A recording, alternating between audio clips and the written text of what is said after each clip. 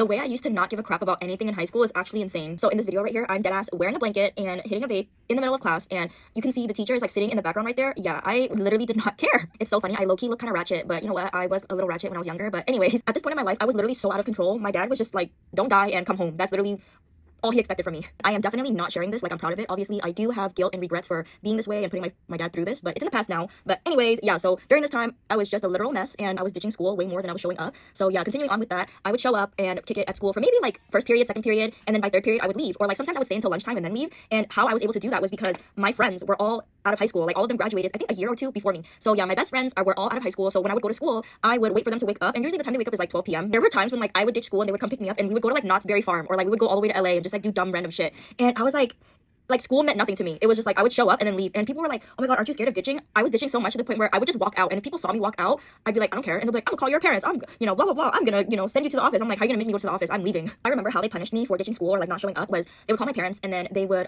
give me Saturday school. And it's so crazy to me because it's like, if I didn't show up to school on the regular days, why would I even show up to school on a Saturday? Okay, so you see this video right here.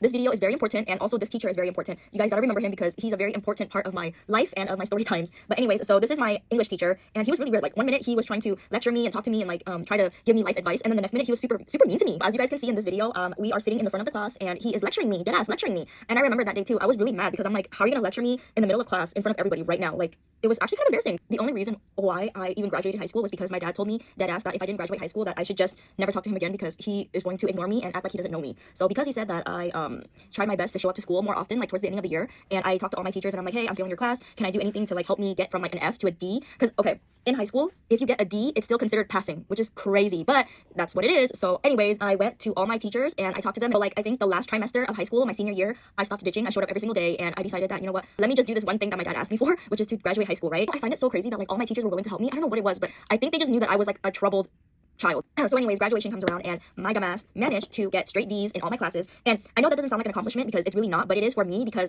imagine not showing up to school every single day for like months on end, okay? Missing all your tests, not doing any homework. I feel like all my teachers definitely clutched it out for me with giving me those packets and like giving me a chance because maybe they just didn't want to see my ass again next year if I got held back. I don't know, but yeah, I am so happy that they clutched it out for me and did that for me and wanted me to, you know, finish school. My brothers always talk about this all the time. They were like, Catherine's life is literally just based off of pure dumb luck. Anyways, after I graduated, I went to college for 1 year, and I went to Golden West Community College. And I'm gonna be honest with you guys, I showed up to school, but I would sleep during class, and I didn't learn a single thing either because college is way more lenient. The teacher is like, if you want to learn, that's up to you, and if you don't, I really don't care. So obviously, if you have teachers that don't care and then you yourself don't care, you're for sure not gonna learn a single thing. I only did it because it made my dad happy that like I was going to school, you know, but really I was like, what the fuck am I even learning? I don't even know what I'm doing. But I just decided to do it because he asked me to, and I wanted to give it a shot. But yeah, like my brothers say, Catherine's life is all based off of dumb luck. And yep, dumb luck happened because I was going to school for no reason, not having any plans for the future, and then boom, by 19 I dropped out and opened up Cat's Cafe.